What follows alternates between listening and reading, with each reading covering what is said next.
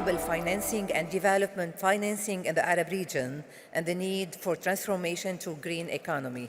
I call the moderator, Dr. Ali Aoudi, Director of Research Department, Union of Arab Banks. Speakers, Mr. Islam Mahdi, Managing Consultant, Guidehouse in Germany. Dr. Khalid Al-Ghazawi, Chief Executive Officer, IBDA for Microfinance, Bahrain. Mr. Jason Channel, Managing Director and Head of Sustainable Finance, Citi Global Insights. Mr. Maher Al Kaabi, Board Member, El Circal Group. Thank you.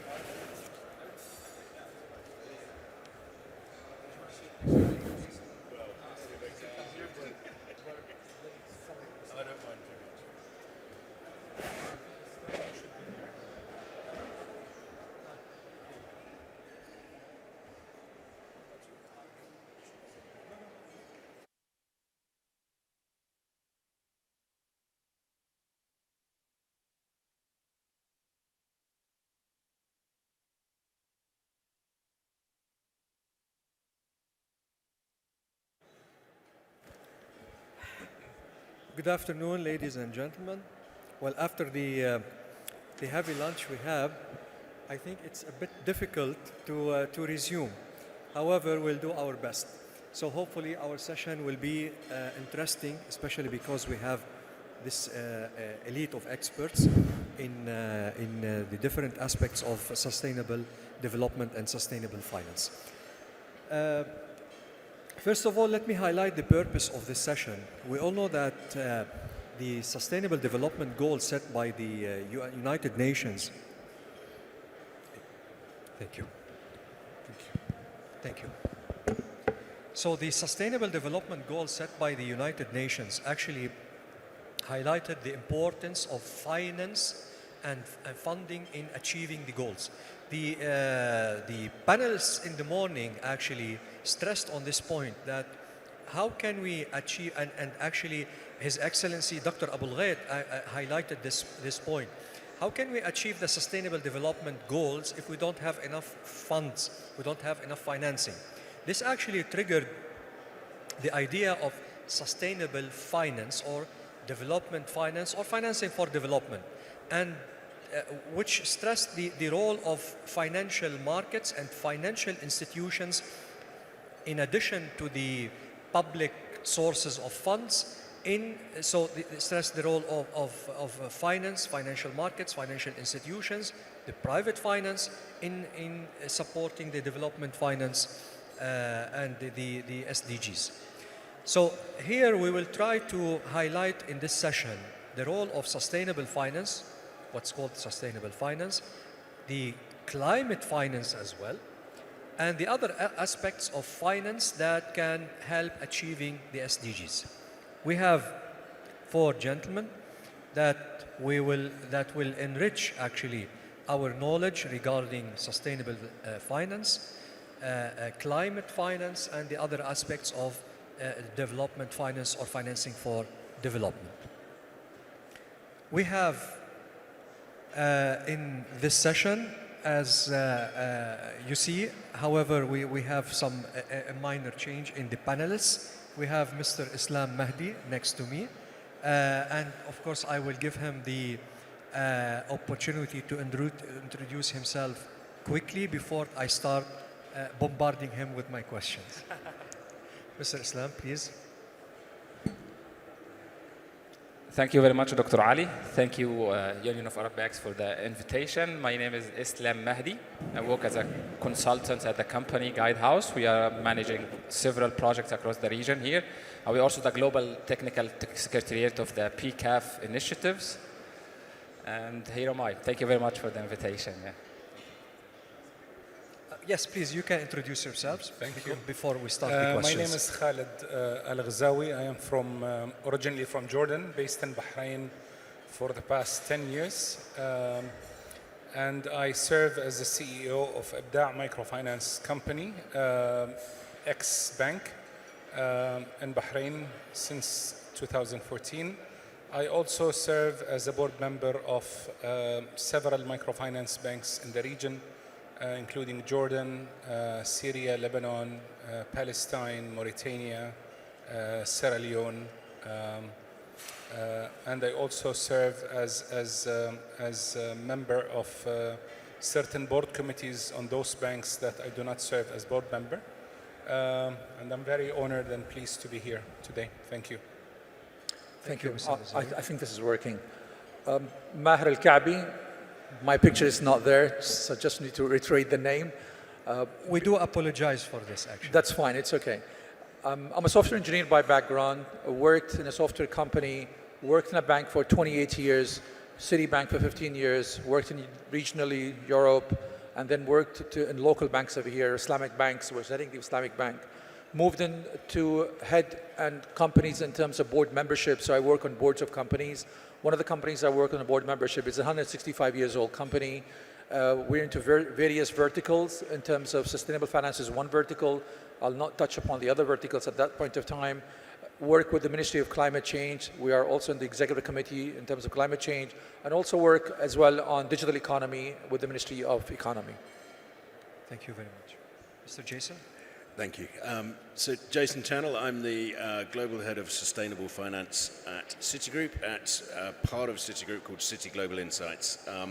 And we produce the sort of flagship thought leadership product for Citi, and we spend a lot of time speaking to institutional investors around the world on all areas of sustainability and all longer term themes, but we spend most of our time with corporates, with sovereigns, supranationals around the world, talking to them again about all aspects of sustainability. So not just the sort of climate and the E stuff, but all the S aspects of it as well. Advising them on longer term trends, but very much coming into strategic discussions as well and talking about how they adapt to those trends and also how they finance those transitions, be it through conventional financing sources or innovative forms of sustainable finance. Thank you very much. Okay, start with Mr. Islam. Exactly. There's a few of us. Let me propose the following question. The institution you work for, which is called PACF, how does the PACF standard, or how do PACF standards may help or support emerging market financial institutions, like the financial institutions in our region, in their efforts towards decarbonization?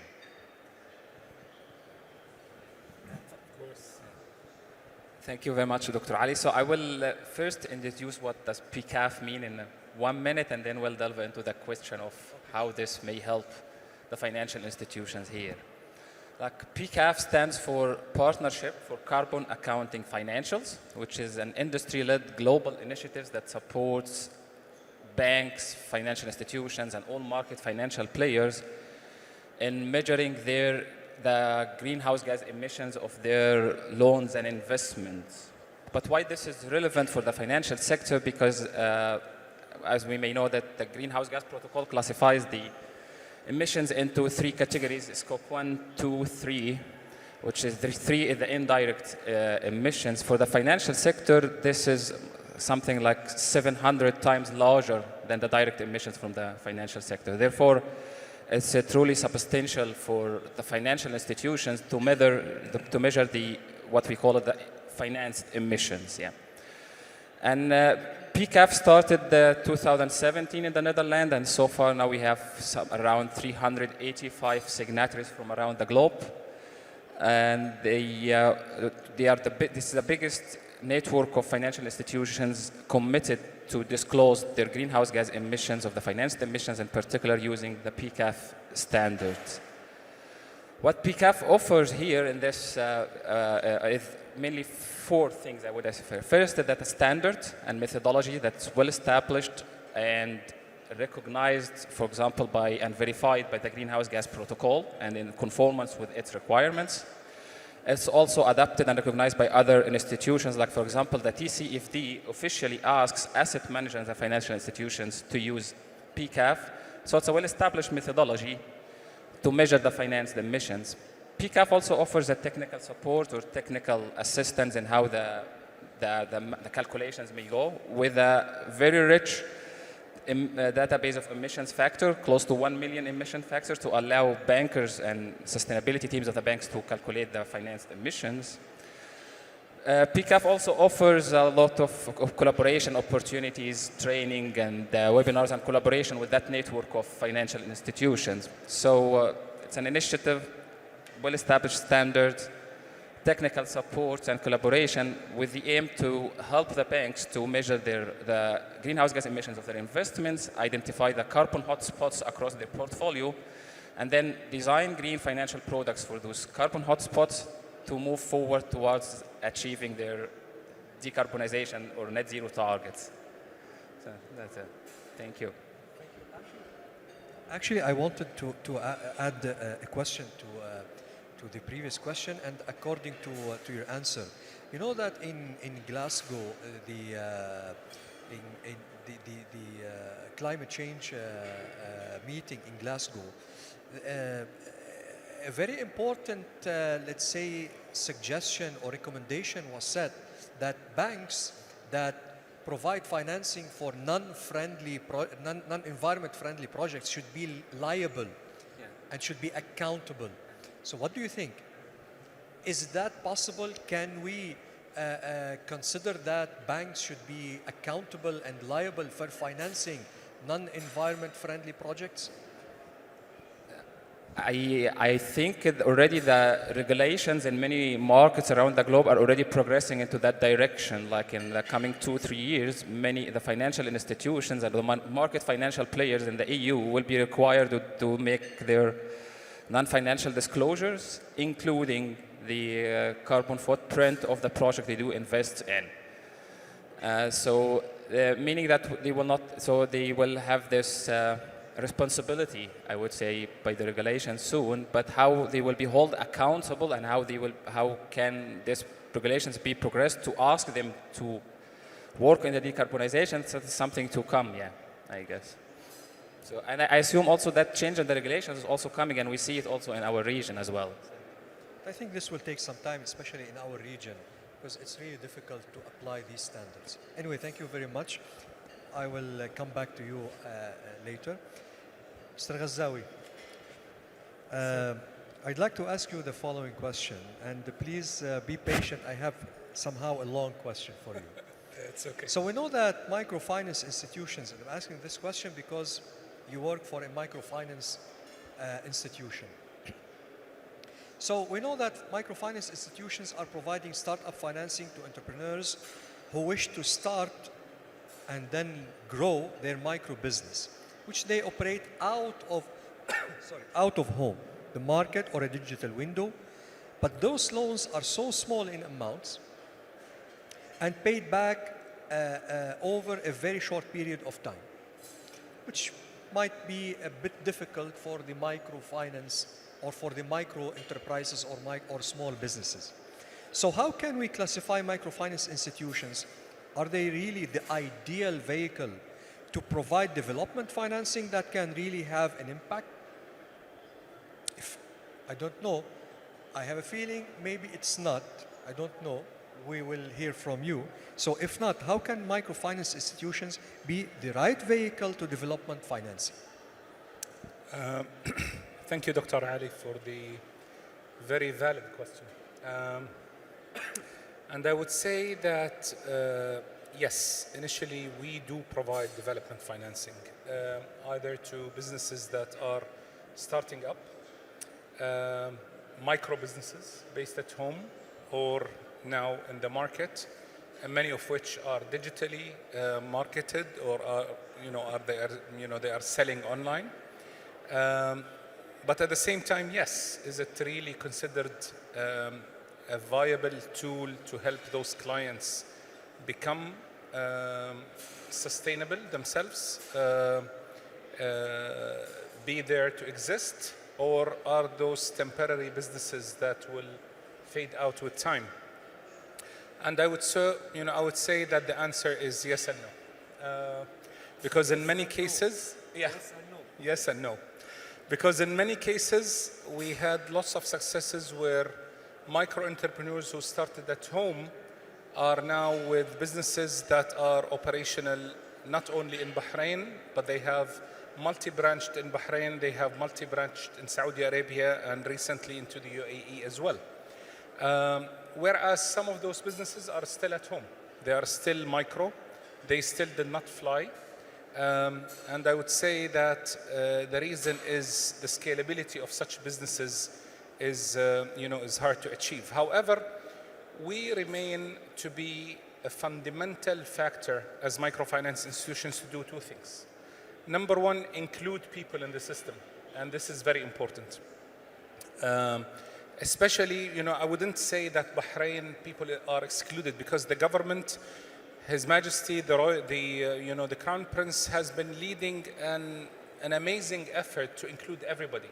Now we have digital services, whereas even if you want to pay a gratuity to the guy that cleaned your car, you can pay him 1 BD using technology. You don't even need to use cash anymore. I don't carry my wallet at all in Bahrain. I don't even use credit cards anymore because it's all digital. It's all digital money. Scan the code and pay. So everybody is included. Even my housemaid now gets her salary using her,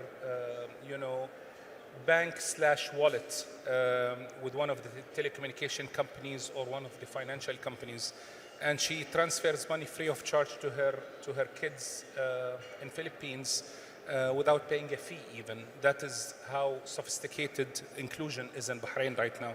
But going back to microfinance, I think what we are doing here are two important things. First, we are including people in the financial sector. We are introducing them to loans.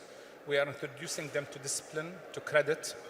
But at the same time, which is a factor that sadly most of the commercial banks do not really look at, is that we are the vehicle that would generate clients for them to attract in the future.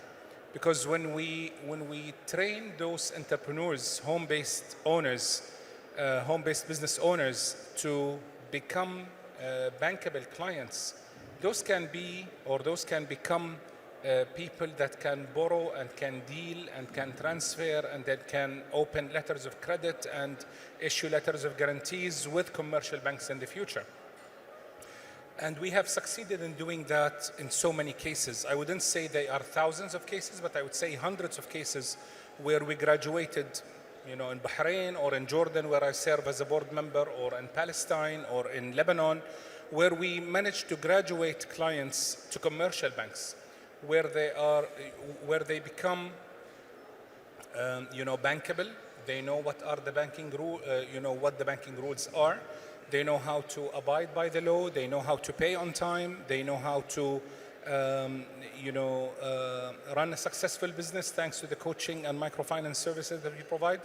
So yes, in many cases we have succeeded. But I think to make a microfinance institution or to make a microfinance effort in a country successful, it has to have, it has to come hand in hand with so many other initiatives, including the government itself, where I would see, Bahrain as an excellent example that many can learn from in inclusion. Digital government, where we have, as I always brag to, to people around me, I say, in Bahrain, you don't need to really visit a single government agency anymore. It's all done online. Everything, whatever you can think of, is now done online. Whatever small it is, or whatever, or however sophisticated it is, you can do it online now. So when microfinance is part of such an environment championed by a visionary central bank, a visionary leadership in the country, it will really make a difference. It will really be real development, because you are not serving a small segment of people. Everybody is serving the same segment of people, and it's all complementary services to each other. Sorry for the long answer. No, thank you very much for this detailed answer and thorough answer. Thank you very much. Mr. Maher Al Kaabi. You prefer to use the fixed. Fine. You're involved in several business sectors, from financial institutions to retail to manufacturing and so on. So and of course in the UAE. So in the UAE, under the UAE regulations, how do you balance between doing business and of course realizing a certain rate of returns and the profits and revenues, etc., and consider the regulations regarding, let's say, being friendly to the environment and respecting the environmental rules and regulations? Sure. I think what we need to share with the world, and I echo this at all panels when I speak when it comes to sustainability, we're not doing sustainability from now on. And this is not only for our cluster over here in GCC. I think most of the Arab worlds, it's part of their DNA to preserve the environment. It emits from our religion, to be honest with you. So environment is a cornerstone for us to preserve it and to make sure that biodiversity is there. We've been doing it naturally. I think because now the Western world started speaking about it, it's becoming very obvious. Give you an example. Sheikh Zayed, the founder of the country, may Allah peace his soul, he was actually planting in desert in 1960s. So people used to ask him, why are you doing plantation over here? I said, look, this is the environment and we need to make sure we preserve and we need to have natural habitat as well. So this is there in all the Arab culture and all the Arab nature. So it's nothing new to us. Coming back to your question, I think we need to go back and see how do we do it in an agility fashion. Just to, first of all, comment on a few things on how is it banks can contribute as well. We need to be very cognizant of the fact these banks have investors. And these investors demand on quarterly basis certain yields and profit. So the bank cannot finance all these sustainable projects globally. The estimated value of the sustainable finance as of end of 2021 by BCG and many others, it was about $3.65 trillion. Up to 2031, the requirements anything between $22 to $35 trillion. If you really have a strong skin to go and finance this from banking, it's not going to happen because these finances requires subsidies. You need to actually incentivize them. So you need to give them lower interest rates for these finance to work out because some of them are in an initial stage, development stage. So who should play a big role in this? The World Bank, IFC. The Interbank need to play a strong role in terms of financing this project. They're doing a lot of job in that, no doubt about that. I work with ADB, to be honest with you, and they've got a huge amount of money in billions of dollars just for sustainable. But we need more of that to happen. Coming to UAE, excuse me, whether it comes with the finance and whether it's with the plan of renewable itself, this has been there for quite some time. Look at, for example, Masdar. Masdar been there in existence for about 16 years. And they're not only investing in renewable energy locally, but they're also investing in a lot of companies, even who are at R&D stage, because they're trying to sustain the things for the future and not only for today. In terms of regulation, I don't think we want to impose regulation immediately, because this is something which is work in progress, need to be done, and we have to be very cognizant to the investors, to the private investors, and everybody else to make sure that the regulation do not cripple them. But the regulation comes in a peaceful manner where there's a smooth transition to happen. To your earlier questions, to Sami, whether we need to impose on bank and have a mandate, it's beyond happening. It's impossible to happen because banks need to be profitable. So it's very difficult. So regulation need to come in a peaceful manner that it does not break, but you keep on bend it at a certain level for companies to what we call transform from the existing state to adopt of renewable energies and so forth.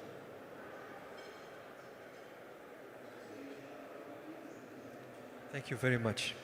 Thank you. So Jason, I have a couple of questions. Let me start with this one. From a financial perspective, what are the key obstacles to accessing capital for sustainable development? Are the obstacles the availability or unavailability, the cost, the conditions, I don't know. And what do the providers of capital want? And how does one access that capital? Big question. Well, firstly, thank you for having me. I think the biggest single obstacle to raising capital is, I mean, there are many and they're all tied together, but I think the first point to make is that the capital is absolutely there, and it is there in bucketfuls. You know, you've only got to go back to, you know, GFANZ in Glasgow is $133 trillion. Now, that's not all going into climate finance, but that's effectively the assets under management or under control of institutions that have pledged to effectively decarbonize by 2050. So that's, you know, that's not all kind of green finance or renewables, etc., but it's talking about, you know, everything else across the whole kind of investment spectrum. So the money is there, and the money is very much committed to doing it. I think the biggest obstacle, I mean, let's take the other side first, the demand is obviously there as well. So if we look at purely decarbonizing by 2050, so this is kind of just the climate change element, that's $125 trillion globally that we need to spend to decarbonize. That's before we start pulling in you know, biodiversity, and before we start thinking about all the S aspects of the SDGs and health and all those sort of things. So it's been described as the biggest investment opportunity in history, bar none, and it genuinely is by a country mile. So I guess to phrase the question a different way is, if you've got all the money on one side which is trying to do it, and you've got this huge need to do it on the other side, why isn't it happening? And the simplest way I think of talking about it is to say that the risk appetite of the capital, there is a mismatch between that risk appetite and the risk profile of where a lot of the investment needs to be made. So if we think purely about climate finance and we look at Asia Pac at the moment, we're investing 300 or 400 billion a year. We need to move that now to 1.1 trillion, and then we need to move that up by probably another $500 billion before we get out to 2030. So there's a huge gap kind of everywhere in the world. But if you look at where a lot of the investment needs to be made, and the biggest deltas in investment, it's often in emerging and developing markets. And what you're dealing with on the capital side, as I say, is primarily sort of developed market insurance and pension fund, where capital preservation and returns, etc., are not necessarily going to say they're paramount, but certainly for pensions, capital preservation is critical there. And that there is that risk mismatch between the risk profile of where the investment needs to be made and the risk appetite of the capital.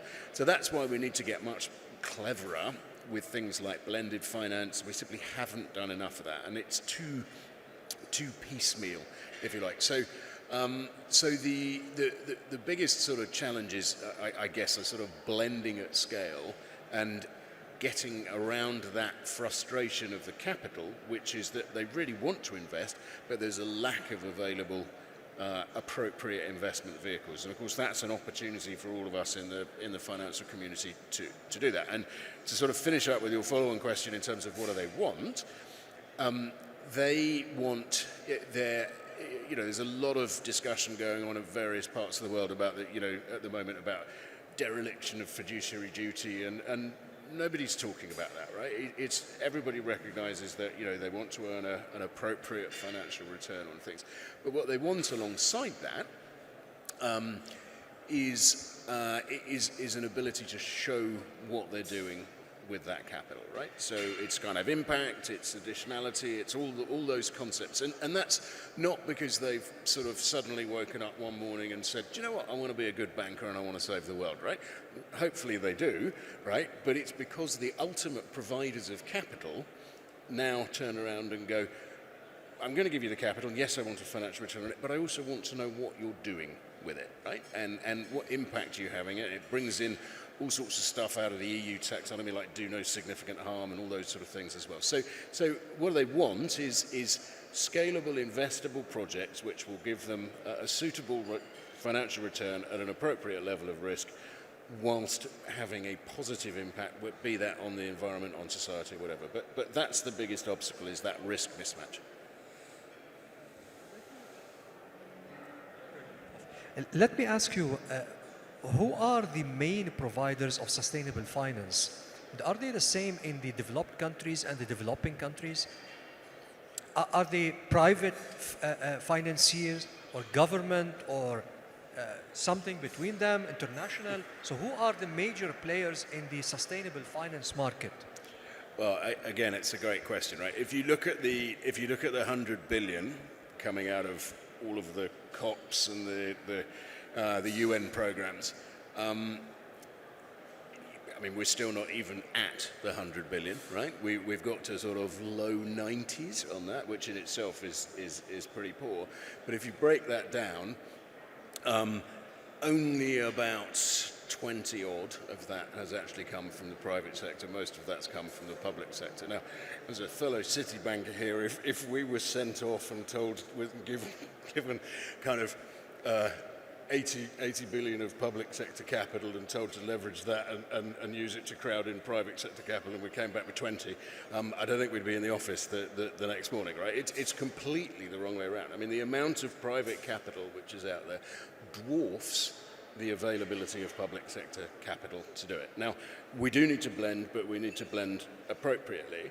But there are very critical roles, you know, in my opinion, for the public sector and the private sector, right? The private sector, you know, provides the capital with the correct caveats on it. What the public sector needs to do is to provide stable, very clear, coherent, longer-term structures in which that investment is going to be made, right? So it isn't, you know, one of the challenges that people face with emerging markets and coming out of most of the COPs since Paris has been the sort of, and I oversimplify massively, but from a developing market perspective, it was like, right, give us the money and we'll decarbonize, right? Whereas from an investor perspective, it's like, well, it's not just a blank check. It's like you have to explain what are you going to do with it and how you're going to do it, right? So there is this slight chicken and egg thing, but it isn't just a plan to decarbonize.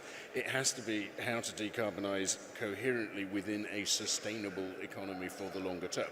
So it's your classic about, you don't just go and build an airport, right? You have to build the railway as well, and you have to build everything else that goes with it. So that's what we need is coherent national infrastructure plans which go with the nationally determined contribution plans, etc. Now, for a lot of countries, most of the decarbonisation will have to come from the private sector, from corporates, etc.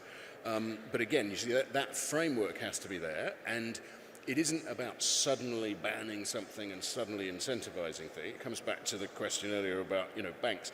The job there with the public sector is to make the direction of travel very clear. By when, what's the glide path? This will be acceptable then, this won't be. It gives people a solid structure in which to invest for the longer term without sort of making snap decisions, which is going to, again, highlight that risk mismatch between the capital and the investments.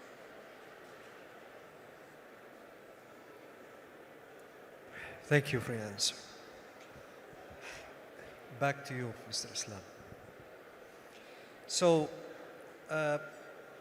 according to you, what are the key technical barriers, considerations for the preparation of sustainable finance products? In fact, the financial institutions banks and financial institutions, of course, keep developing their products and services, and those who are labeled as sustainable finance products. So are they easy to be developed, or there are some barriers, some obstacles, some technical considerations? I don't know. What do you think? First of all, in some sectors, it is the design of green financial products can be clear and to the point, and we have seen a lot of success stories in our region here in the MENA region, such as the penetration of the renewable energy, solar water heaters, the sustainable SMEs, as Bank Masr have been working a lot in that area as well. But in many other sectors, which are the high emitter sectors, for example, such as the real estate sector, the tourism sector, transportation sector, I assume because there is a lot of local and also international fund available for green financial products. But financial institutions, because of mainly the lack of clear regulatory frameworks that defines what sustainable is, what energy efficient is one of the key challenges for financial institutions to further continue providing financial products for them. For Sorry example, for the interruption. So there's no unified definition for sustainability or sustainable? I mean, it's in many sectors it's quite technically not easy to define because of the lack of enforcement of regulations and standards. Not in GCC, for example, let's take the real estate as an example.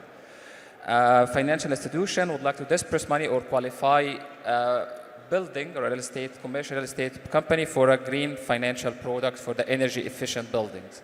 It can be done easily here, I guess, in the Emirates because they have well established Istidama, Sa'afat, and other certification schemes. But for example, in Egypt, Jordan, Lebanon, where the energy efficient building codes are not really implemented, how can a building, or not enforced, how can a bank qualify buildings for that, for a green finance? Yeah. What is the benchmark they can measure with? What is the definition of an energy efficient building when the energy efficient code are not enforced? Or what is the sustainable tourism mean? What is the legal definition of it by codes and standards? So I think if the regulatory frameworks of what does sustainable energy efficient mean are to be more elaborated, more detailed, and also well enforced, or they can help a lot to mainstream and expand the financial green product. Yeah. Or the banks themselves, the financial institutions themselves, should develop their own technical criteria of what means or how they can qualify project for sustainable finance. Yeah. Well, actually, it's very clear that our region is very different. The countries in our region are different in terms of sustainable finance considerations and sustainable regulations and even objectives and targets, and maybe sometimes the economic crises, let's say, are solving the crisis, I mean, on the top agenda, and then on the bottom of the agenda there is sustainable finance issues, the climate finance issues, and so on.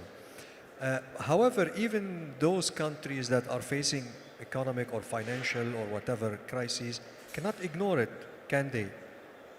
I mean, can they ignore the sustainability issues? Even countries that have economic crises or economic problems, can they really say it's not the time to think about these things? We have a priority solving the crisis. That's quite a complex and also politically question. But I think for many sectors, the value proposition of a sustainable and energy efficient products are there. Like, for example, the energy efficiency, for example, considering the increasing of the energy prices. In some other sectors, the additional cost of making a product sustainable still need to be somehow subsidized or supported by either financial development, like development banks, or locally incentivized somehow.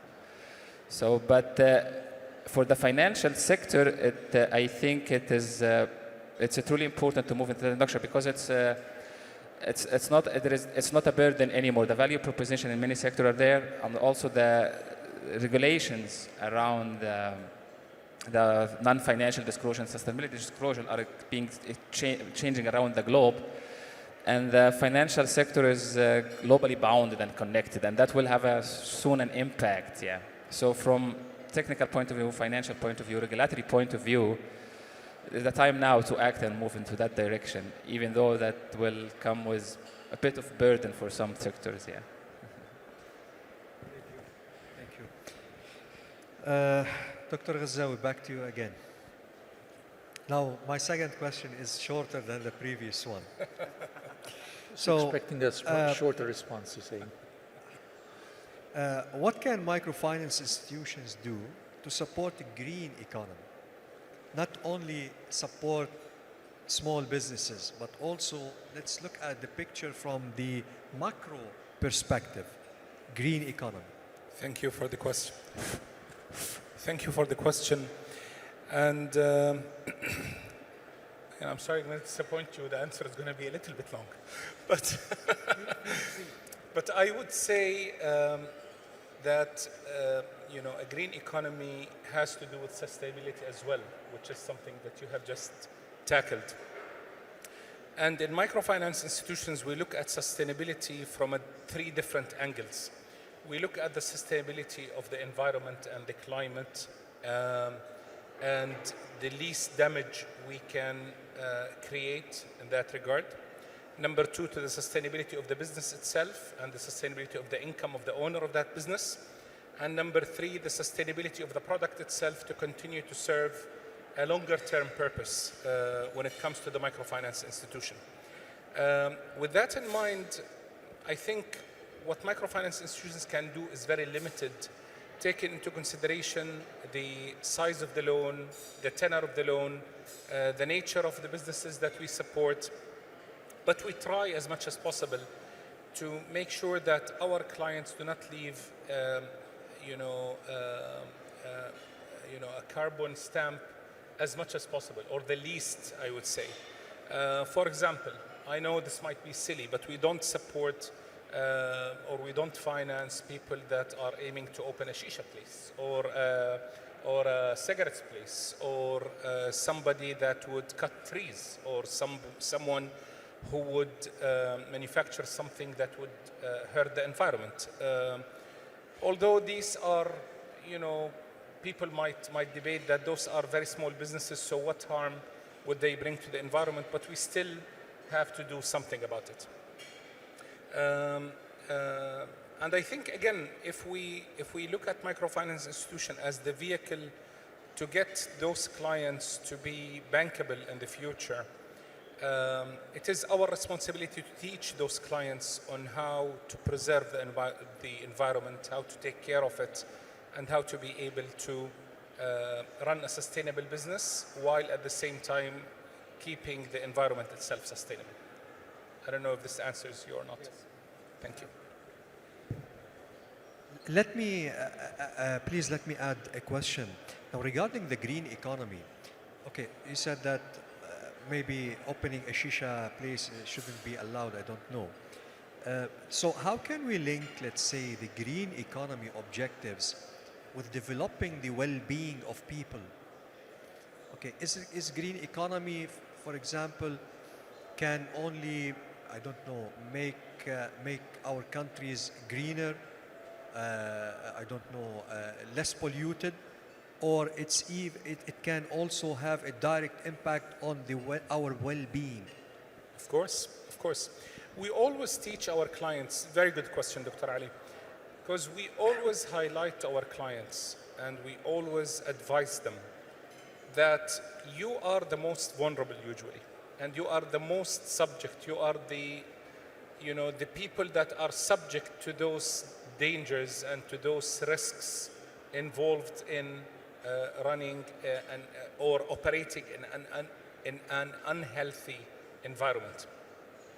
And that's why we always stress, and part of our follow-up with the clients, we make sure that they understand those rules and they do something about them, because at the end of the day, they are the most affected by them.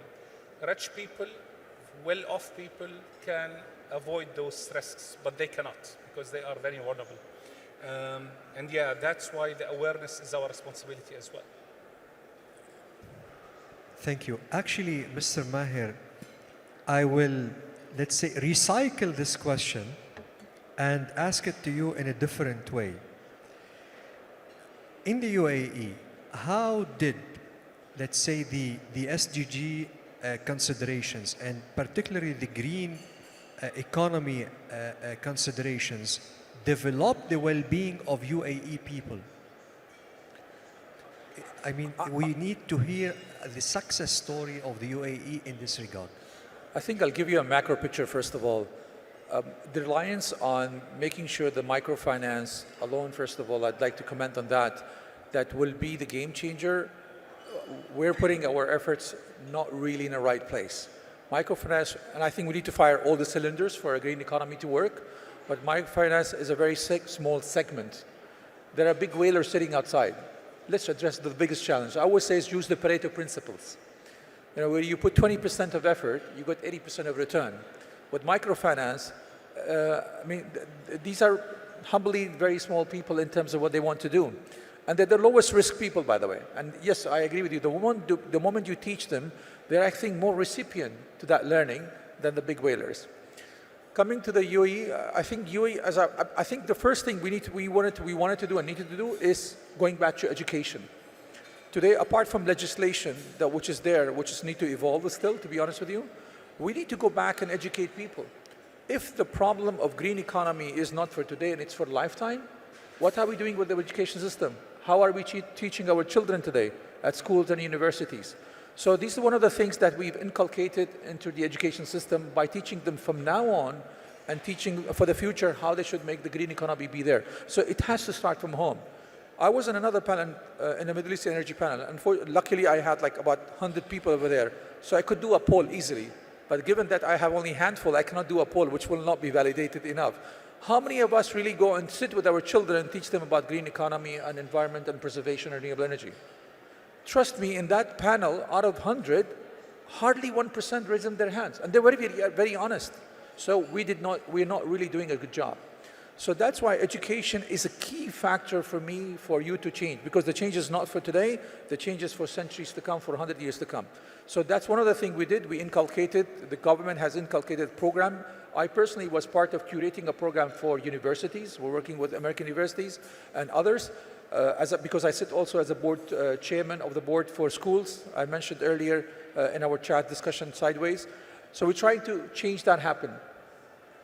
The other legislation we're trying to put in place is the various things all the global economies are doing it, but we're making sure that the information are inculcated in their businesses. But to be cognizant of the fact that it's not an easy transition for everybody. So going back to the earlier example, emanating from Masdar, Abu Dhabi is trying to create a renewable energy ecosystem over there, and they're building plants up by 2026, which will actually generate 5 gigaton of energy. That's 5.6 gigaton. That's huge. Mohammed bin Rashid solar panel, which is there in UAE Park, it's going to generate 5 gigaton. So combined together, it's 10.6 gigaton from a country like UAE. Just to take it in perspective, UAE uses about 130 million megawatt. That's it. So what about the others? Where's it going to happen? We're going to export that. This is the role we're trying to play for the global economy and for the region. So we'll be able to export that energy, extreme access, not for today, not future, but also in the region as well. So these are the strong steps that the government has taken 20 years back, not from now. You know, Mr. Maher, it's easy to say, well, in this regard, I mean, it's the government's role. The government should regulate. The government should lead. The government should do this, should do that. What about the private sector? Because the education, I think this is the role of the public sector. It's the role for government. Okay? But what about the private sector? I really love this question. I keep on saying it. You need to keep on firing all the cylinders. The private sector also has a role to play. So people need, but I always say something. We as Homo sapiens are not organized, to be honest with you. And I can give you enough examples. Since the stance of manhood till now, we are on each other's throats. We have so many wars going on. Anybody's talking about carbon emission happening because of the wars? They're generating 50% more combined than all the carbon emission happening globally today. What about them? So, and this is the discussion I always have when we talk about metaverse, where people want to decentralize the entire world. We cannot. We need regulators. We as human beings, God has created us. It's not philosophical discussion. It's a real discussion. And we've been sent guidance. If we don't follow guidance, we'll easily go astray. And I'm not talking about, because then people, the answer back to this thing, no, we are very civilized. We know what to do. That's not the fact. Human did not demonstrate that till now. If you look at the bell curve of human beings, you will always have outliers on both sides of the bell curve. You've got those who are extremely very well organized, self-disciplined people, and those who are not. And luckily, they're somewhere paying the price for that thing. We're talking about the people in the middle. These people in the middle need to be guided. They cannot self-regulate themselves.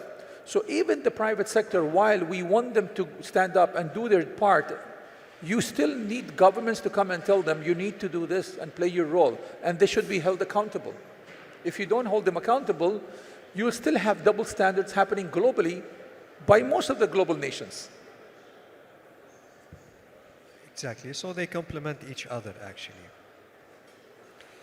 So Jason, back to you again. Well, it's a long question. Please be patient.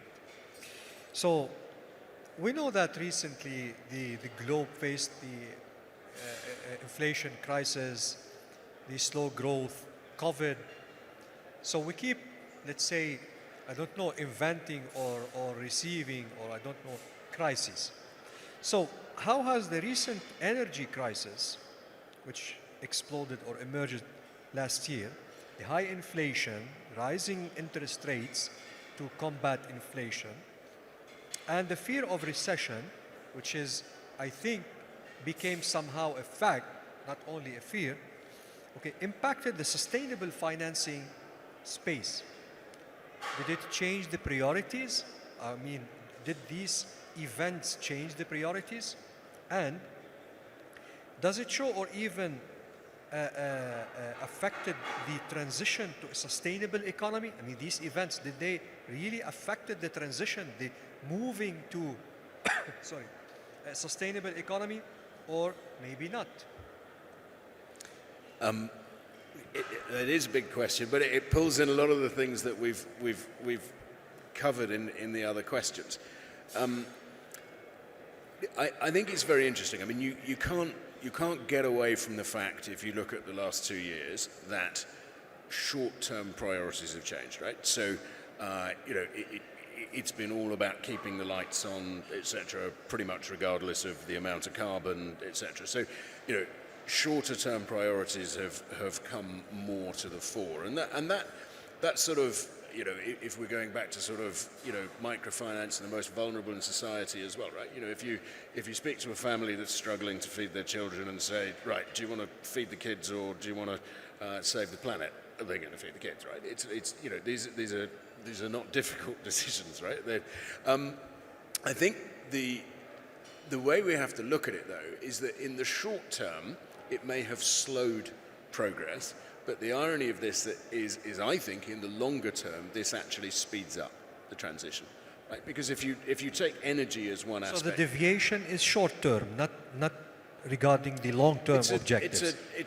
If you take a longer term trajectory, it's a blip in that. It's a slowing in that, and I think it will accelerate it in the longer term, because what it's shown us is that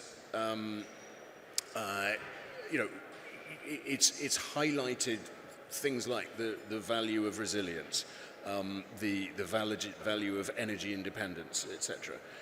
So I think, particularly for sort of vulnerable nation states and vulnerable communities and things, you don't want to be exposed to huge levels of commodity price volatility, etc., or one supplier in case something goes wrong. And that's true whether it's food or energy or whatever commodity you might be talking about. So yes, there's short-term pressures on that, but as I say, in the longer term, it accelerates it because people can see that in the energy space, moving towards renewables gives you a more diverse supply.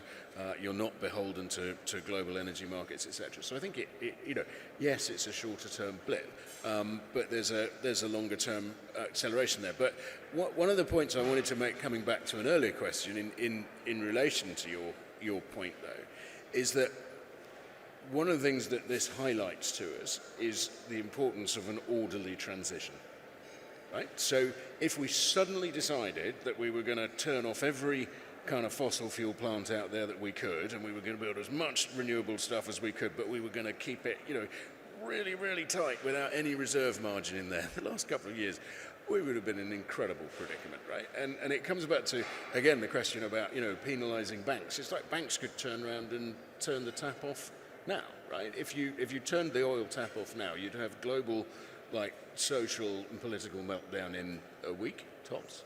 right? It's not practical. We're going to be using a lot of oil and gas for a very long time. It comes back to what we were saying earlier. You know, banks need to signal that they are going to net zero at 2050, as have we. We've put $1 trillion in place to finance new green technologies, etc. And then what we say to our customers, many of whom have been customers for 200 years, right? This is what we're doing. We very much want to help you finance that transition, but we need to finance that in an orderly way. This is where we're going, and we make the direction of travel and the timings of that clear, as I was saying earlier. We've seen it all too many times where people turn the capital tap off too quickly, and then what happens is those assets, we've seen it with a lot of coal assets, then get pushed into the hands of, should we say, faster money, which then runs that asset harder for longer, and systemically we get more emissions out, which isn't what anybody wants, right? So it comes back to this point about having, you know, an orderly transition. If we have an orderly transition, it means disruption from events that we're experiencing at the moment and we've had over the last couple of years should be less impactful, but we're all aware of the direction that we're going in. And we've got to, one last point on another question, we've got to stop viewing this as a cost, right? If it's a cost, we're not doing it right. Right, all of these, it's not about a conceptual decision of sustainability. This is about building sustainable businesses for the longer term. Right? And if we're doing that right, and we're taking into account, you know, externalities and costs that come with that, it isn't a cost. Thank you. I'd like to ask you about your opinion about the following. Now, last year, when the oil and gas prices jumped due to the Russian invasion of Ukraine, many countries, let's say, they resumed or they went back to the coal and even, I don't know, reopening the nuclear plants like in Germany. Okay, now they changed their mind again. So now let's put this scenario. Let's say that, for example, oil prices decline to 50 or below. Do you think that the countries will stop financing renewable energy projects and go back to cheap oil? 100% not, right? So look at the last 100%? 100% not. No. Right? So look at the last 2 years. Everything you've said is right. How many people went out and built a new coal plant? Zero. Right? Because of it, right? A coal and the simple fact with all of this, if you're looking at the energy industry, is that all of these assets are long-lived, capital-intensive assets. If you build a coal plant, it's a 40-year asset, right? So very simplistically, you know, coal plants are expensive to build, cheap to run, right? Very low marginal cost. Nuclear is exactly the same.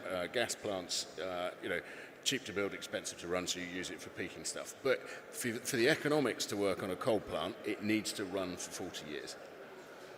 Now, even if you've got, and this is really what we saw sort of back from about 2013, 2014, and it's why Paris was so successful, because the financing industry and the energy industry had looked at this and said, okay, I could build something like a CCGT now, which might offer me better returns now, but a CCGT, I've got to run it for 25 or 30 years. So I might have better returns now in the first 5 years of that asset, but what about the back 20 or 25 years or 35 years for a coal plant?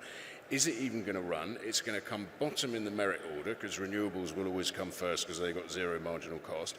The chances of me getting taxed on carbon or simply not used because all this other technology where the costs are coming down much faster is almost certainly going to get built.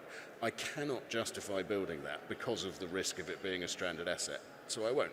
So people will build a lower return asset with a more stable, secure return than go for the short-term returns. So long answer to a simple question. That's why you didn't see any new build of any of that stuff in the last 2 years, because it's like, well, it's obviously a blip. The direction of travel is clear, right? You look at the electric vehicle industry. How much capex is going into the internal combustion engine now? Virtually nothing, right? So the fleet that's out there is still predominantly internal combustion engine. The fleet that is out there in the energy industry is still predominantly fossil fuel based.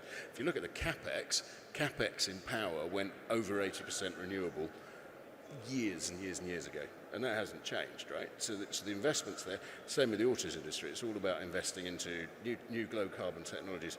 And these blips don't change that investment because you're not suddenly going to turn around and make a 40-year investment decision on a short-term blip. So it slows it, but it doesn't change it.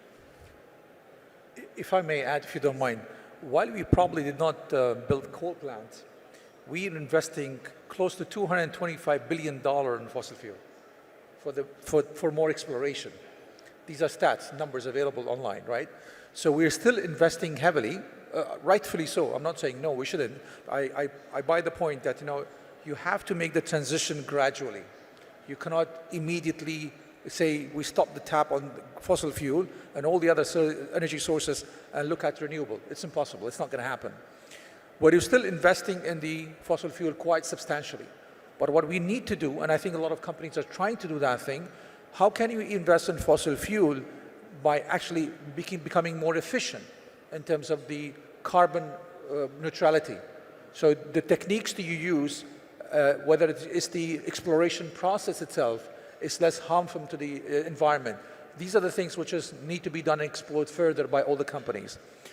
But I always say, look, this is a research, there's another research by an independent research company in Europe itself. And you may not like this, but this is coming out from you guys. Not Citi, but it's another independent company.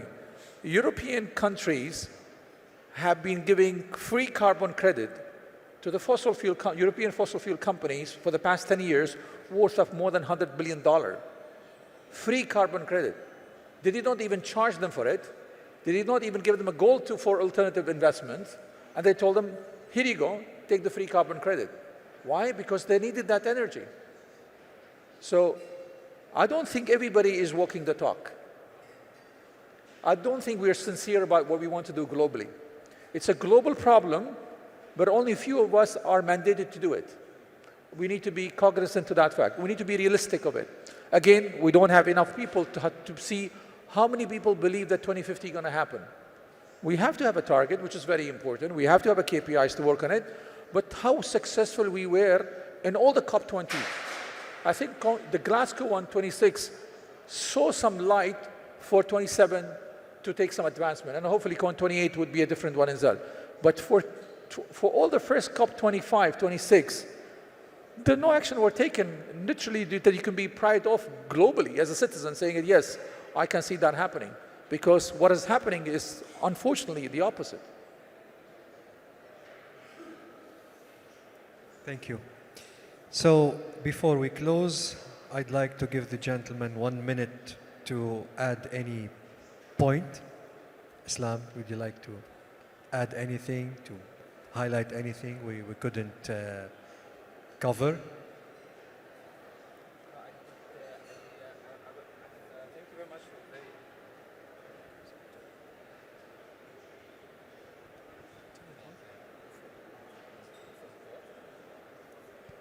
Does it work? Yes. No, thank you very much, Dr. Ali. That was truly enriching. And I'm sure that it's a matter of time, and the sustainable finance in our region here will be a mainstream. By regulations, by the state, the value propositions, by many other factors, it will happen, inshallah. And, Inshallah, hopefully, inshallah. Dr. Ghazawi. Thank you, Dr. Ali. I would say that sustainable financing requires private sector, public sector, everybody's effort and work together to be able to achieve a sustainable financing program that would sustain the environment, sustain the businesses, and sustain the institutions themselves. Thank you. I'll just try to echo our Minister, Sultan Jaber. And I think similar to the message our panelist has done, is like we need to make sure that all parties involved are taking roles, a positive role. You may not change everything overnight. As long as you have the framework, you have KPIs, and you have targets for these KPIs, and they're getting monitored transparently, then I think only then we'll be achieving it. If we don't do this, it's going to be a bit difficult to track anything. When there's a will, there's a way. There's always a way. Yes. We have to be united on those wills. That's the... Well, I would finish up by saying we absolutely can afford to do this. we absolutely must do this, and not just from a principled perspective, but because it's simply good business, right? If you look at it in terms of risk and opportunity. But more to the point, we can't afford not to do this, because we're going to get to a point where we're going to start taking into the costs of impacts and externalities, which is going to dwarf the sums of money that we're talking about here. So we can afford to do it, we must do it, we can't afford not to do it, and the way to achieve it best and fastest is to do it in a pragmatic fashion, with an orderly transition, with clear direction of where we're going, not by being too purist about it and letting the pure be the enemy of the good, right? Doesn't mean we should let anybody get away with greenwashing or anything like that. But it's pragmatic, practical progress which allows economic development to happen alongside progression to all of these sustainable targets. Thank you, gentlemen. You've been amazing speakers, amazing panelists. I thank you very much. Thanks for the audience. Thank you very much. Thank you very much.